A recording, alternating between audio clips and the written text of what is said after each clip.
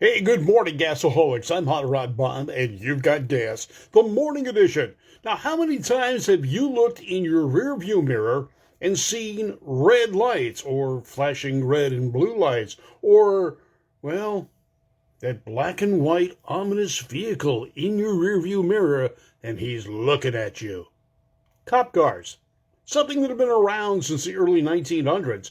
And we'll give you a little bit of a history about that. And I want to thank my friend Ken Lotka from the TMPCC, the Television Motion Picture Car Club, for coming up with this topic today.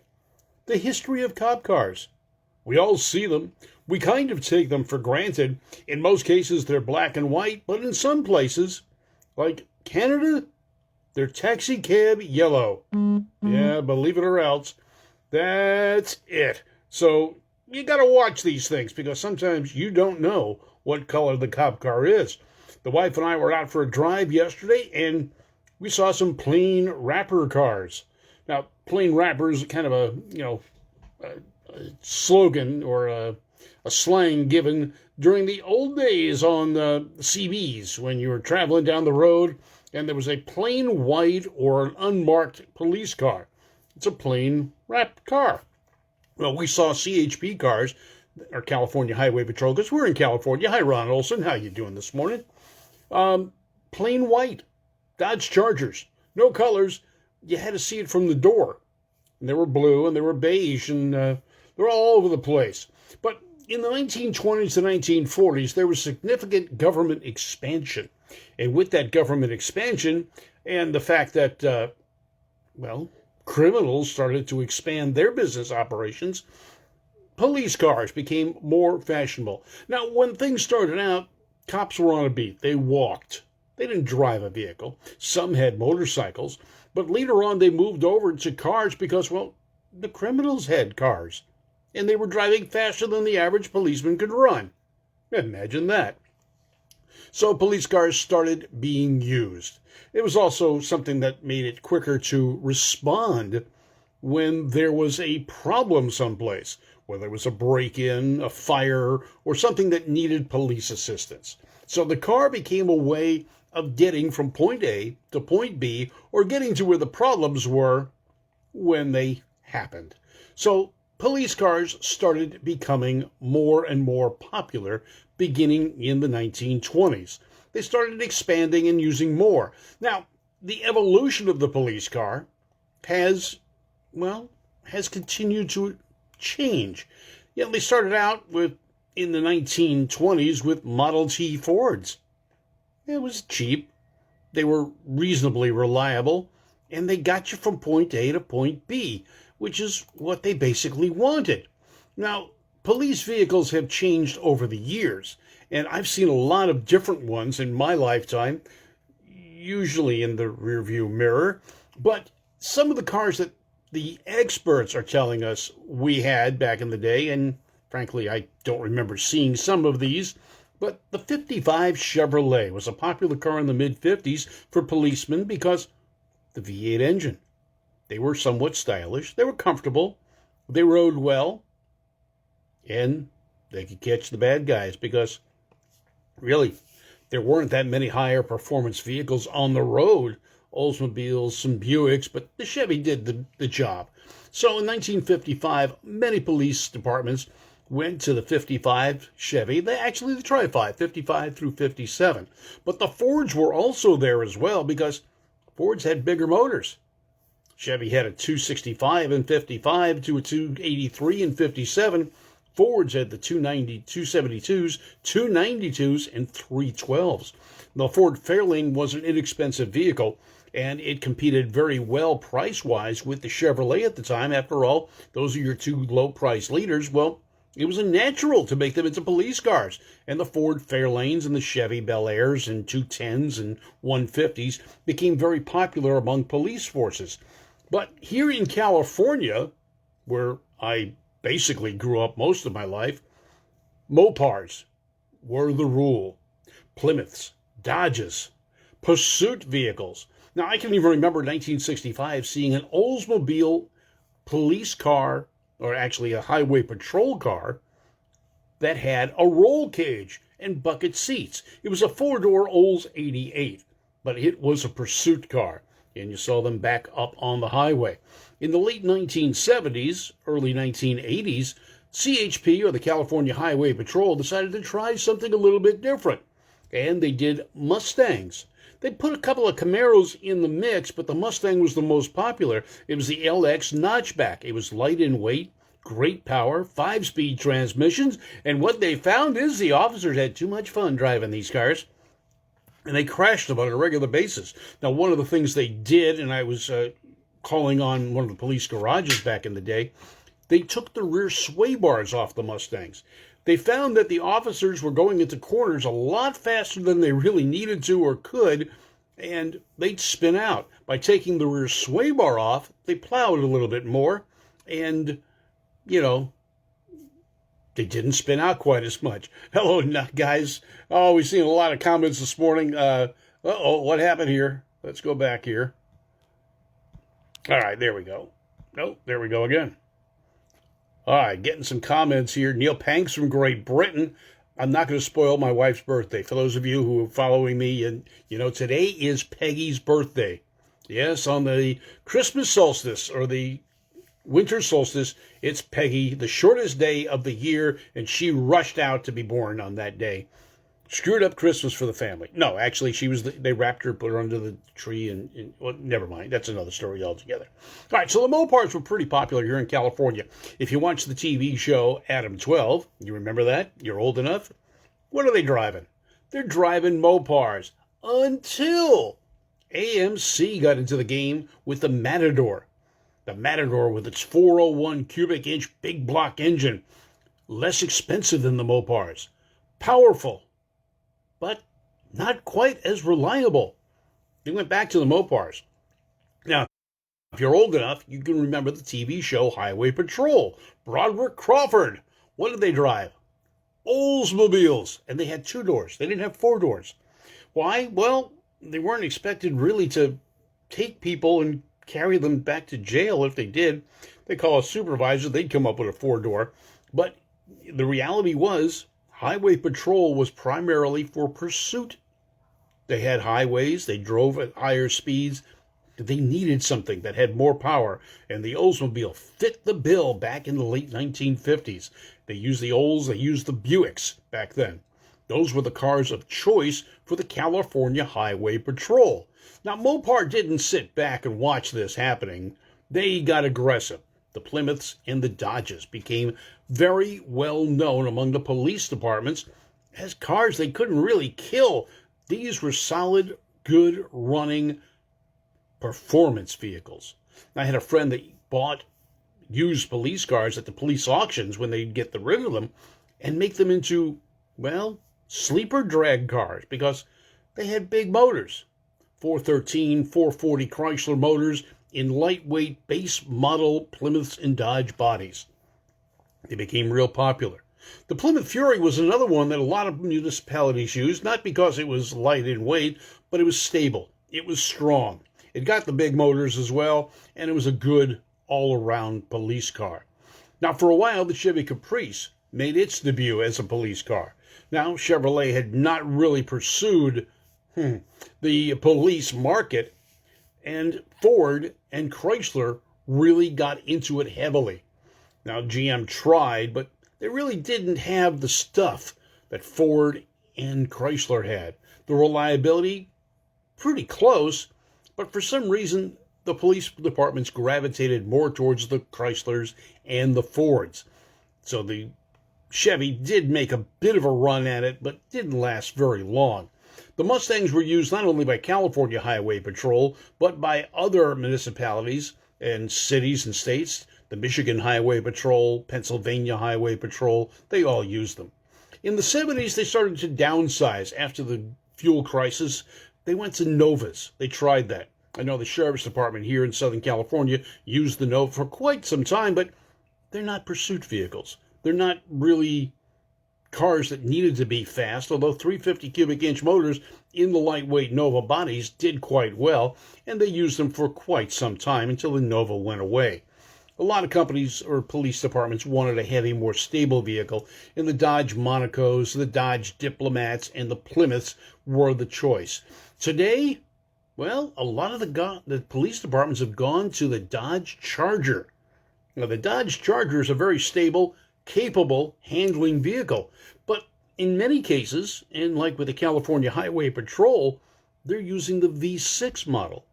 And what they've learned is you don't need to have the faster car.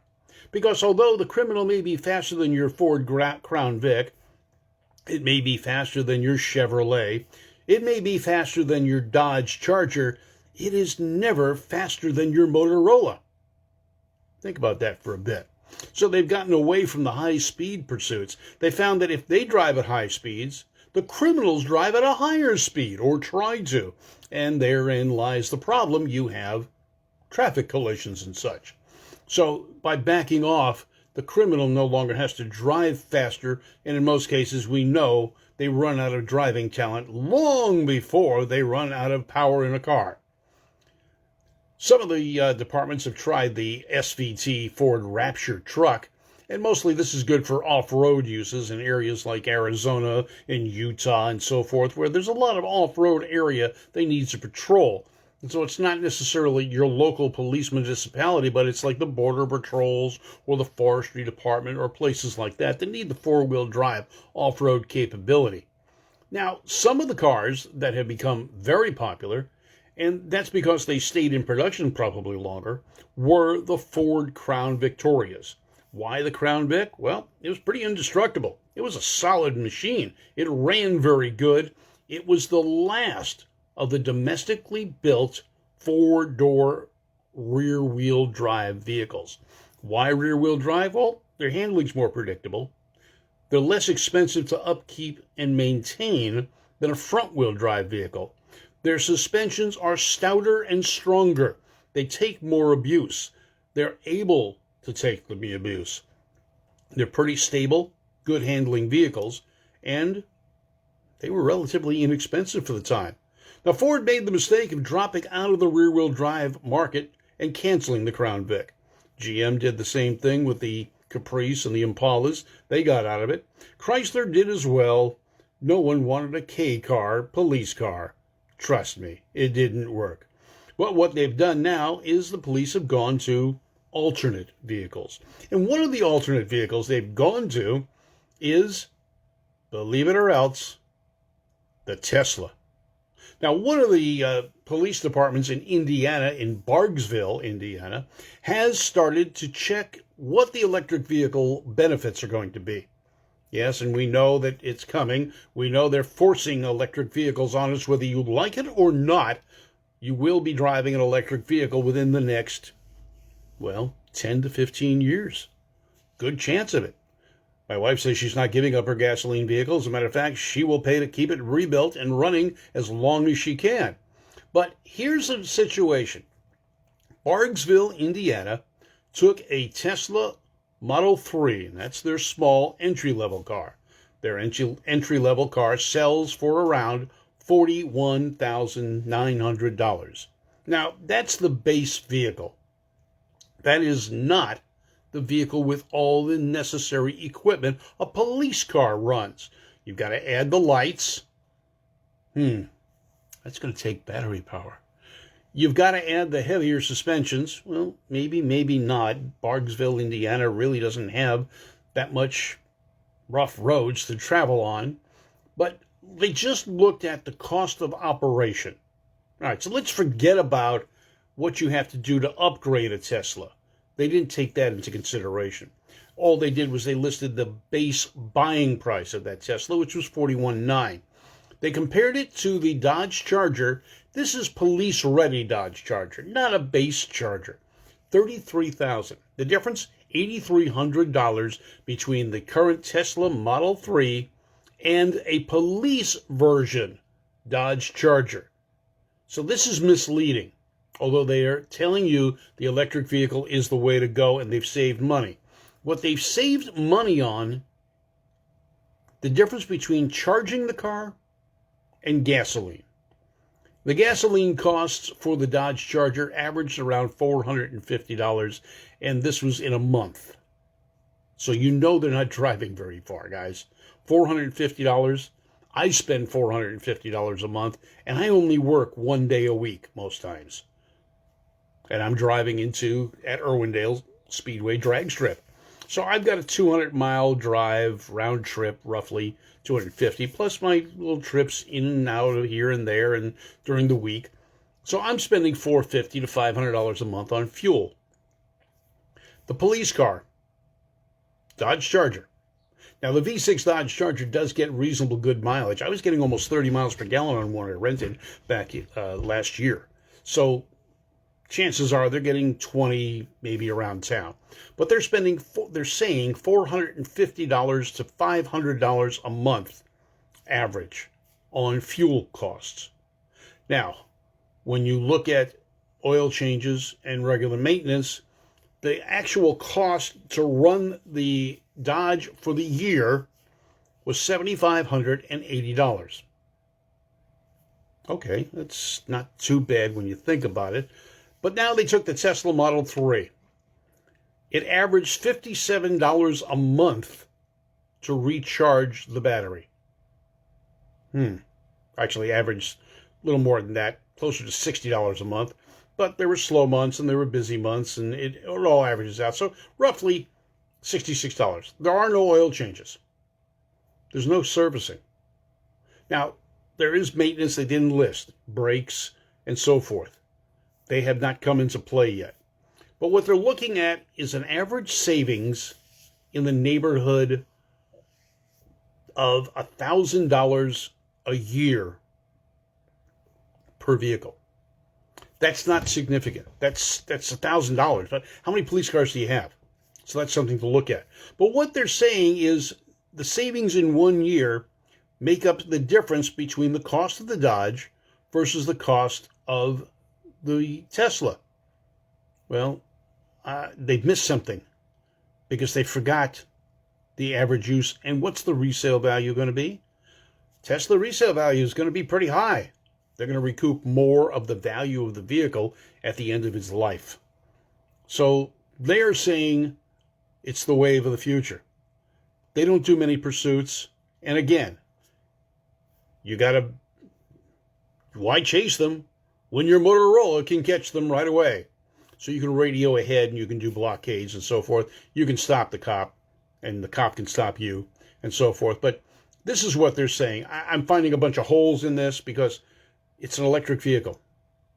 It's got to be charged more frequently. Yes, they're driving just a little bit. I mean, if they drive 200 miles in a day, they've driven a whole lot. But everything takes electricity when you're operating the vehicle. The lights, the radios, it all takes electricity. The computer, the onboard computer. Have you seen a cop car lately? They've got onboard computers. They can check your driver's license and everything else about you and the car you're driving right from the dashboard. Tesla's got to be able to do that too. It's got to be powered by something. How are they doing that? I'm not sure. This is the numbers they're giving. We'll have to see how it works out. But when you look at cop cars, there are an amazing array of police cars that have come out there that are popular and have been used and are in demand. Collectors like cop cars. Got a friend, Noel Salvatore. He's trying to find an old Crown Vic right now for a daily driver. His brother's got one. It's a great machine. Now, one of the things I looked at, too, is who's driving what? Well, did you know that? Well, here's some fun facts. And I'll get into some other information in just a little bit. Police officers used motorcycles before they used cars. They were cheaper. They were easier. They didn't think about pursuits, and the motorcycle was pretty agile at the time. Police cars became more popular because the criminals started using them. North American police cars were once always painted black and white. That changed. Edmonton, Alberta, Canada, and I told you this earlier, they painted their cop cars taxi cab yellow. Now, can you imagine someone from out of Canada going into Alberta and trying to flag down a taxi and they get a cop car instead? That could be a rude awakening, especially when you get in the car and you can't get out because the doors don't open from the inside and the rear. All right, Azusa, California Police Department was the first ones to use a Camaro. Interesting. Belchertown Police Department in Massachusetts uses a double-deck bus as its police car. They must have a lot of criminals. They got to stack them. I don't know. The police department in Southampton, New Hampshire, once used an Audi 4000. The snobs. Tulsa Police Department, Oklahoma, owns a Cadillac Escalade. And on the back it reads, "This used to be a drug dealer's car. Now it's ours." In the late 1980s through the 90s, Pittsburgh Police Department in Pennsylvania had one of the weirdest police fleets in North America, with the utilization of various General Motors vehicles not usually meant for police work. And General Motors got back into the police chase with a rear-wheel drive car when Ford dropped the Crown Vic, bringing in the Australian Holden. There was a police version and a civilian version.